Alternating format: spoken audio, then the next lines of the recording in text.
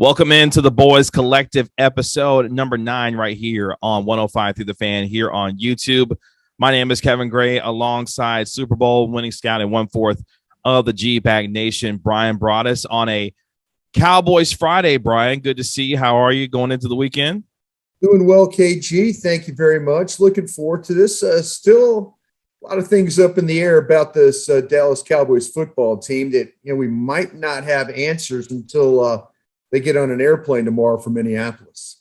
The Cowboys travel to Minnesota to take on the Minnesota Vikings on Sunday Night Football on Halloween. Trick or treat to those who are out there celebrating Halloween this weekend. Make sure you subscribe to 105 Through the Fan here on YouTube and hit that notifications bell so you know when the videos drop, and you can catch it on 105throughthefan.com and all of our social media platforms. Let's not waste any more time and jump right in it.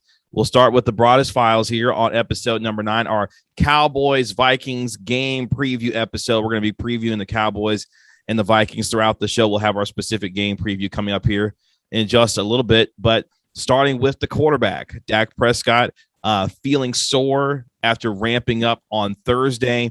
Not to be unexpected in terms of the calf soreness, but something to continue to monitor as this team is still in the decision-making process on whether or not he will be able to go on Sunday against the Minnesota Vikings. Of course, dealing with that strained right calf, has continued to practice this week, but at the same time, as you mentioned, still up in the air is this organization about his availability to play.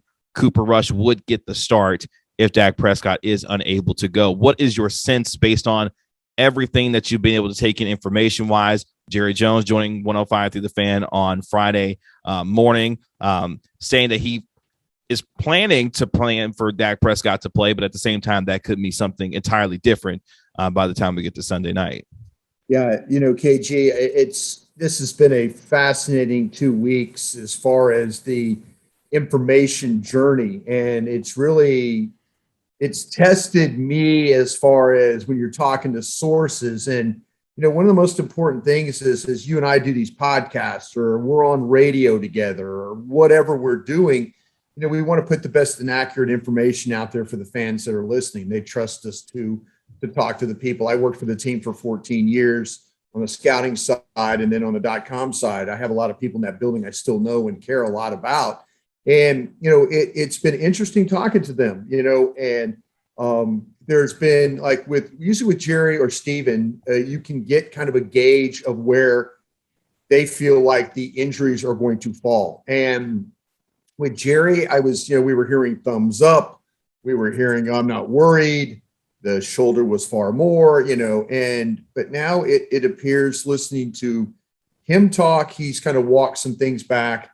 Listening to Dak talk yesterday, I think this decision will be made by Saturday. I think it will be all said and done and put to bed on Saturday. If they get they have their walkthrough stuff that they're going to do, or their game situational things they do on Saturday. If they get to that and Dak Prescott, they don't feel like is healthy enough to play, or give them the opportunity or him to give his opportunity to protect himself in this game, Cooper Rush is going to start this game. I didn't like what I was hearing from Dak yesterday. I mean, I think it's going to come down to him. I think it's going to come down to Britt Brown, the associate athletic trainer there, who, from my experience, is one of the best in the league. Every time there's an opening in the league, I'm recommending to these coaches, hey, you need to talk to this Britt Brown guy, and he's really, really great at his job. And so, it's going to be him. Mike McCarthy is one of these guys. For all the criticisms I have of Mike McCarthy, I've had people tell me that Mike McCarthy really, really cares about his players and cares about them in a way of their health. It's not something like the previous regime would have said, well, tape it up, let's go play. Mike McCarthy really does care. You can tell by the way they practice, the way they're off their feet, the various reps. I mean, so again, this leads me to believe that Dak, Britt Brown, McCarthy, and then we'll see what Steven and Jerry, what they have to, they'll be listening. Will McClay will likely be listening. Will McClay can, honestly say, hey, this is what we saw from Cooper this week. He'll give us a chance to do this. I think the fact that Dak Prescott has not taken any offensive snaps so far this week, I think is a very telling thing. And we got that yesterday from Todd Archer's account, that he has not taken any offensive snaps. And when I worked for DallasCowboys.com and I knew the practices or could see the practices, and I saw players not taking snaps, that was a pretty good gauge to me that player probably wasn't going to play. So I've gone from Monday of thinking he was going to play, Wednesday, maybe still play. By Friday, I think there's a real question. The word I was given was hopeful. So Cowboy fans, you need to be hopeful that Dak Prescott plays tomorrow. But if he doesn't, Cooper Rush got all the work this week. We'll see if, in fact, that they can go to Minneapolis. They went last year with Andy Dalton with a team that wasn't as good defensively, wasn't as good as the offensive line, didn't have the running back to really play as well as he was playing right now, and the wide receivers, all the wide receivers. So, we'll see. We'll see. But again, the word that I was given was hopeful. It's something interesting about backup quarterbacks for the Cowboys visiting the Minnesota Vikings. As you mentioned, one of the 6 wins that the Cowboys got last year was on the road with Andy Dalton in Minnesota. CeeDee Lamb had a fantastic game that day. The Cowboys may need to rely on a different backup this time going to Minnesota. It's been interesting. You talked about how the information channels and the different information that you've gotten throughout the week. I think the feeling as we've listened and taken in the information started off with the optimism earlier on, late in the bye week, and then earlier on to the week, and then gradually has kind of descended, if you will, into much more questions about whether or not he would play. I've gotten to the point, honestly, myself, where I don't think he will play on Sunday, and I've gotten more and more comfortable with the idea that I'm okay with that at this point, especially you've got 2 home games coming up once you come back from Minnesota, and another week of rest won't necessarily hurt, obviously, for Dak Prescott, who said, look, the decision is not going to be entirely up to me about whether or not I play. We know how Dak Prescott has felt about missing games, not wanting to miss any more time after breaking that ankle last year. But in order to maybe, quote unquote, save him from himself, it may be the best decision to go ahead and allow him to sit this week and then prepare for a couple of home games that the Cowboys will be able to have and be more comfortable knowing that they gave him that extra week to rest that calf there. I think, KG, I think you're absolutely right. And I think this is more about, you might lose this battle, but the big picture is you're trying to win the war. And the war is not a week 8 game in Minneapolis. The war is throughout. And, we're starting to see quarterbacks that are getting banged up and things like that. If this team goes without Dak Prescott, we've seen what happens. It just doesn't win. It just does not win.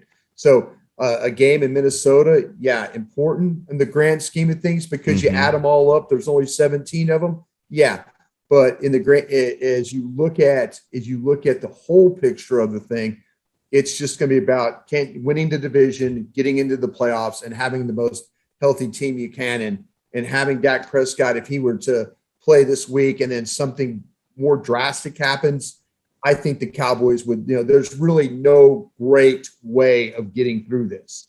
Todd Archer said something on Twitter today that he was absolutely right. My time with Bill Parcells, there's no winning here either way. If he plays and he gets hurt or or something happens, there's no real, if he were to go out there and play and do well and all that, well, there's your win. But overall, you have to think of, though, what are the real ramifications if he's not fully ready to play. And what's interesting further, too, is that it sounds like the decision will be made on Saturday whether or not he will play. Yeah. And what's interesting is the Cowboys may catch themselves a break because obviously the number one goal to me is always to win the division and then let everything else play out after that. The Washington football team and the Eagles play prior to that Sunday night game, Washington visiting Denver and the Lions hosting the Eagles. The Cowboys could find themselves up increasing their divisional lead without having to have played prior to these games, knowing the outcome. So maybe that could help them feel a little bit better if they do, in fact, decide to sit, if those teams go on to lose, and that they won't lose ground. Let's just say that if they do happen to lose against Minnesota, knowing what happened earlier in the day. So we'll see for Dak Prescott whether or not he will play on Sunday. Saturday will be the day that we know whether or not number 4 will get out on the field. We do know that Terence Steele, regardless of who's playing quarterback, will be the starting right tackle for this Dallas Cowboys football team. La'el Collins right now, backup left guard, backup right tackle. what have you made of this situation overall, given the 5-game suspension that he had, Collins coming back? Seemingly, we thought he was going to be a plug and play right back at the right tackle spot. But this team going with quote unquote continuity and wanting to play winning football and feeling like right now, Terence Steele gives them that best opportunity moving forward. I don't necessarily agree with that. I'm sure you may not necessarily agree with that, but this is the way that the Cowboys feel like is the best approach right now, especially dealing with Collins and Steele at the right tackle spot right now. Well, the one thing, and you're absolutely right, KG, they really don't care what you and I think. No, they don't. They don't. And, and that's very obvious. And to me, you've won 5 games with Terence Steele playing right tackle. You've done a great job of trying to mask his deficiencies with the way you've called the game, the way you've helped him, the way you ask him to down block instead of drive block. There's things that he's like any offensive lineman. He's not been perfect, but, he hasn't also been terrible. And, Joe Philbin has a ton of faith in Terence Steele. And, this is where I kind of feel like, though, that they're sending Lyle Collins a message here, that they didn't appreciate him not following through on drug tests. They're sending a message that we don't appreciate you allegedly bribing a test taker, or sample collector. These are all things, that if this team was 1-4 with those 5 games, I guarantee you Lyle Collins would be playing right tackle. But this is one of those teaching moments where you can be mad at a guy. And this is a lot like the Dak Prescott thing. You're kind of damned if you do and you're damned if you don't. Mm-hmm. You go out there tomorrow and lose that game because Terence Steele gives up pressure, gives up sacks, causes you to lose that football game, and you have Lyle Collins available. That's where you don't forgive the front office and the coaching staff. But if they go out there, they win this game, and the Terence Steele plays well and all that, then you know what? Still, we've got to give them credit. We've got to give Joe Philbin and these coaches credit for what they've done with Terence Steele. I never thought they could be 5-0 with him playing at right tackle. I was one of those guys that believed, you got to kick Zach Martin to the outside. And I guarantee a lot of people that are watching this podcast right now are thinking the same thing. Mm-hmm. So in that case, they've been right about Terence Steele. But now that you have Lyle Collins available, and if all of a sudden you start to see breakdowns at right tackle, then, and it might be really clear if Cooper Rush is playing quarterback, where Dak has the ability to escape or get rid of the football or makes a quick decision. All of a sudden, if Terence Steele is getting beat and there's a sack on Cooper Rush, then we're all going to kind of look at each other like, okay, you had Lyle Collins available and you chose to go with this guy. That's going to be so. I am fascinated to see by what happens, because if Dak doesn't play, can Cooper Rush move the offense? Can he get rid of the ball quick enough? Can he see where pressure is going to come from? And can he avoid sacks when something breaks down? And I'm not just talking about Steele. I'm talking about Connor Williams or Broaddus, Tyron Smith, Martin. Any one of those guys breaks down, it's going to be very clear, because Dak can escape a lot of these problems or get rid of the ball. When he's blitzed, he's throwing the ball down the field. Getting the ball out quick. Rush be doing the same thing. Mm-hmm. That's the question you have to ask. And I would think, as good as Steele's play, I keep saying this, as good as he's playing, though, he's not a better player than Lyle Collins. He's just not. And, but they're here to prove a point today, and they don't give one damn about what you and I think. And this is going to be on Terence Steele to block out any extracurricular noise or whatever feelings that folks may have about him, because one thing that he's at least proven to himself is that he can play as a capable right tackle. And if that confidence for him continues to grow, and maybe this is an additional confidence booster for him to continue to grow and get better as a player, that the coaching staff, Joe Philbin and Mike McCarthy, look at him and say, we have confidence in you to go out here and do the job. Now prove us right based on what you've done through these first 5 games, and ensure that you continue to grow as a player, because all this does to serve for Steele is to continue to boost the depth of this offensive line. While I don't feel like you necessarily have your best 5 out there without La'el Collins starting at right tackle. If you're going to go down this road, you need to put Terence Steele in the best position to succeed week over week if you're going to do this, because you're right. The minute that something happens to either Rush or Prescott or Terence Steele shows a dip in performance, we're going to be looking at this coaching staff with a lot of questions about why you decided to sit a Pro Bowl right tackle down in favor of a guy who was undrafted, has played well, but at the same time, not your best right tackle position right there. You did a great job for 5 weeks, but you didn't have La'el Collins at right tackle. You didn't have, put it this way, you didn't have him available. Your options were tie and Sicky or kick somebody to the outside. You now have that option to go back to. And like I say, all the goodwill that you've built up through the 5 wins, if something happens at that right tackle spot, and it could. Let's be honest, the Vikings can rush the passer. They've got 21 sacks, this season already. Danielle Hunter can rush the passer. He is going to find ways to break Terence Steele down. You better be able to help him, much like you helped him against Joey Bosa when they played against the Chargers in week 2. You cannot leave him out there against Danielle Hunter in a loud stadium on a Sunday night and expect to have these great results. You can't. But again, they've proved us wrong with this kid, and they might prove us wrong again. And I'm more than willing to admit when I'm wrong, because I was wrong about how well he's played, but I'm also, that was a little bit without knowing that La'el Collins, that I didn't want to see Ty and Sicky play, even though Ty and Sicky stepped up for 5 plays the other day, 6 plays the other day, and wasn't terrible. But I just don't want to go that path for 70 some odd plays and you're trying to send La'el Collins a message that, oh, we're pissed off at you because you didn't do your job. To me, it's about winning these games. And if you're compromised at quarterback and you're playing just, you're kind of fighting it at right tackle, seems pretty obvious you want to put the best guy in there. And, again, they've proved us wrong before. They sure have. That gets us to our game preview as the Cowboys visit the Minnesota Vikings on Sunday Night Football. The Cowboys looking to make it 6 straight. The Vikings coming off an overtime win on the road against the Carolina Panthers. Dalvin Cook played probably his best game of the season, rushing for 140 yards in that game. This is a Kirk Cousins-led football team that's got one of the best receivers in the NFL in Justin Jefferson. Adam Thielen, a really good number 2 there.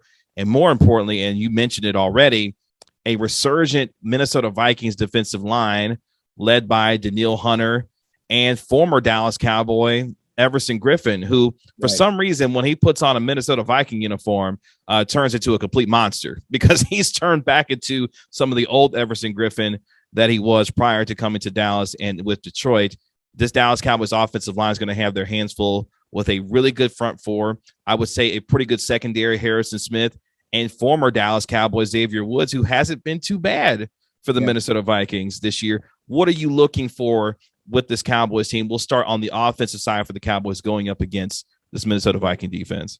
We've talked a bunch about how the front has to be blocked. You have to account for Danielle Hunter. You have to account for Griffin. Dalvin Tomlinson is a defensive tackle. Both Connor Williams and Martin know Dalvin from his days at with the New York Giants. So that should be a little bit of an understanding of how to play there. I think what you're talking about, with Smith and Woods at safety spot, there's some hit and miss there. I mean, Harrison Smith has been a guy over the years that's been like an all-pro, Pro Bowl type player. There are times you see him miss tackles. You see him where the ball comes in his direction that he might gamble a little bit. But you also got to be very mindful of where he is on the field, because he's a pretty good finisher. When it comes to, if you make a mistake throwing the ball, he'll jump a route. He'll drive underneath. You can put him in some coverage things. That's kind of some of the best things. But it's a physical group from the safety spot. Kendricks at the linebacker is a physical player as well. I just kind of feel like, though, that the Cowboys are going to have to find a way to have some balance in this game. And I'm not just saying if it's Cooper Rush that, it's just so run heavy. They're going to have to make some throws in this game. mean, they're going to have to try and take advantage of what's going on outside with Breeland at the corners and stuff like that. And, that to me is where this game could very well be won.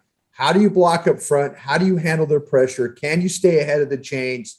And can you take advantage of if they do make mistakes in that secondary? If something happens at the corner or something happens at the safety spot where they bust on a play, then you take full advantage of that. This is a game you can't miss throws, because if you miss throws and go 3 and outs all out of this game, and this is my biggest concern with Cooper Rush at quarterback, Dak Prescott's ability to generate yards on first down. Mm-hmm. And you don't get into a lot of third down situations. Now, we saw in New England where you were in some 3rd and 20s and 1st and 20s and stuff like that, and they're able to kind of pick those up or get really close. I worry about Cooper Rush, and all of a sudden, if it turns into he's got a ton of 3 and outs and this defense just gets wore down. Mm-hmm. That's my biggest fear, is that Minnesota, they generate pressure, they cause problems, they choke your run, and now you're 3 and out, 3 and out, 3 and out, 3 and out. And now your defense is getting exposed, and having to defend the run and having to defend Kirk Cousins without him throwing interceptions and stuff. The Cowboys defense works when they get a lead and they make you chase, and it takes stuff away from you. And then you get those turnovers. With Cooper Rush, if he's the quarterback, I would worry about that not happening this week. And I think a key for me, and you started to touch on it, the Cowboys have to be efficient on first down, because one of the things that the Vikings are very, very good at and they thrive in is third and long situations. If Cooper Rush can keep this team on schedule and keep them with opportunities, with third and intermediates, a lot of they should have some success, I think, against this Vikings defense. But if you're getting yourself into multiple third and long situations against this Minnesota Vikings team, throughout the years, they've continued to be well at it and thrive in those situations where they can pin their ears back and try to get after the quarterback. Cooper Rush, if he is, in fact, the starter, is going to have to keep them on schedule quite a bit in this game. Conversely, on the defensive side for the Cowboys, a couple of statistics that I think I found very interesting here. So the Cowboys have recorded an NFL-leading 5 interceptions when sending a blitz at opposing quarterbacks in 2021, and opposing quarterbacks only have a QB rating of 63.5 in blitz passing situations, which is 3rd lowest in the National Football League, which tells me Dan Quinn may be willing to dial up some pressure, especially for a quarterback in Kirk Cousins. When he's on schedule, Kirk Cousins is really good. When you can get some pressure on him, that's when things can turn a little south for him. How much the Cowboys are willing to get after Kirk Cousins, I think, will tell us a lot on Sunday about how the Cowboys will fare against Kirk Cousins in this offense.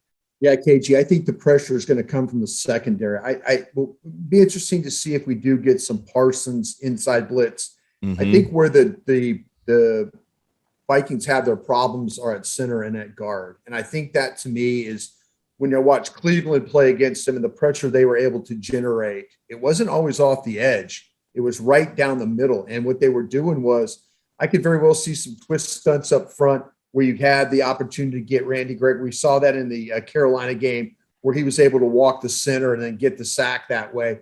So watch the twist stunts and how they attack the middle. Watch the blitzes coming through the middle. Watch either linebackers through middle or watch safety. We've seen Curse get some pressure and some quarterback hits blitzing off the edge. I have a feeling you're going to see Dan Quinn either do that with, he could bring Curse, he could bring Neal, he could also bring Jordan Lewis and try and cover off that slot blitz. So those are all like options, and I think they're all in play, because you're absolutely right. Kirk Cousins, as most quarterbacks, Kirk Cousins under pressure is not as good as he is when he has clean pocket. Another factor for me is going to be how this Cowboys run defense handles Dalvin Cook. The Cowboys are 5th in the NFL in terms of rushing yards allowed per game. Dalvin Cook had his best game last week, running for 140 yards against the Carolina Panthers. How this Cowboys front four and how that Micah Parsons and others participate in the run game, I think is going to be a big factor in helping stop this Minnesota Vikings offense that can strike a lot of balance with Thielen and Jefferson, but also Dalvin Cook, one of the best running backs in all of the National Football League. That gets us to our last portion of the program before we get out of here on the Boys Collective episode 9, our Cowboys-Vikings game preview here. Brian, give me an X factor or two that could determine the outcome of this game, whether or not Dak Prescott plays for the Cowboys on Sunday night. That could help the Cowboys ultimately get a win in Minnesota. Yeah, I think the X factor, if it turns into a Cooper Rush game, I think we've done a really good job of talking how balanced this team needs to be. And you did make a great point about how it needs to be on schedule on first down. And I think a lot of that has to do with your ability to run the football. At least if, and Dallas is one of the best when it comes to gaining yards. I think it's over 5.5 yards on first down carries. I think that the X factor to me is going to be Kellen Moore, the play caller.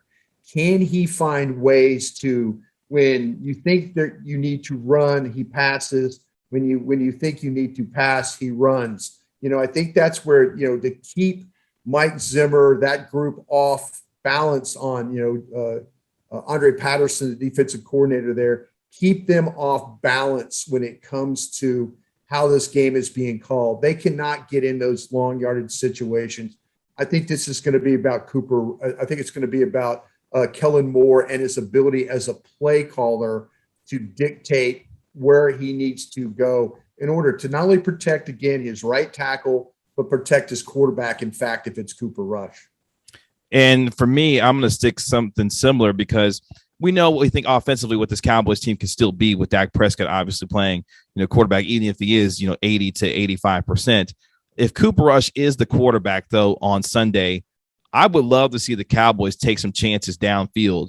If you're going to be coming into this game without your quarterback, knowing that, hey, you're not necessarily going to be favored on the road because you're compromising quarterback, let the thing rip a little bit with Cooper Rush to see what you have, especially you've got CeeDee Lamb, you still got Amari Cooper, you still got a Cedric Wilson who's been playing well here. Take some chances downfield because I'm sure Cooper Rush is going to be playing quarterback. The Vikings are going to gear up to stop the run and to really try to limit Ezekiel Elliott and Tony Pollard in the run game. Right. So if you're Kellen Moore and you've got Cooper Rush, hey, take a couple chances and see what you can do and try to put some pressure on this defense and make them respect Cooper Rush if he is, in fact, the quarterback to try to generate maybe some big plays down the field. Why not go for it a little bit when you're on the road, a game that theoretically you're not expected to win? Let's see if Cooper Rush is able to dial up some things down the field and if Kellen Moore feels that aggressive even with Cooper Rush, at the quarterback position. So I agree. Yep. We'll see how that plays out on Sunday night. The Dallas Cowboys visit the Minnesota Vikings, looking to win their 6th straight game as they visit Kirk Cousins and the Vikings on Sunday Night Football on NBC at 7:20 on Halloween night. So get your trick-or-treating done early so you can get in, watch the Cowboys, and see if they can get a win on Sunday. We will be back on Monday to recap the Vikings and Cowboys game, what went down, how it went down, and whether or not the Cowboys were able to walk out of Minnesota with a win as they get ready to take on the Denver Broncos and the Atlanta Falcons at home over the next 2 weeks. For the Super Bowl winning scout, Brian Broaddus, of course, 1/4 of the G-Bag Nation. My name is Kevin Gray. You make sure you subscribe to 105 through the Fan here on YouTube and hit that notifications bell so you can check out the Boys Collective. This has been episode number 9. We'll talk to you on Monday. Have a great weekend.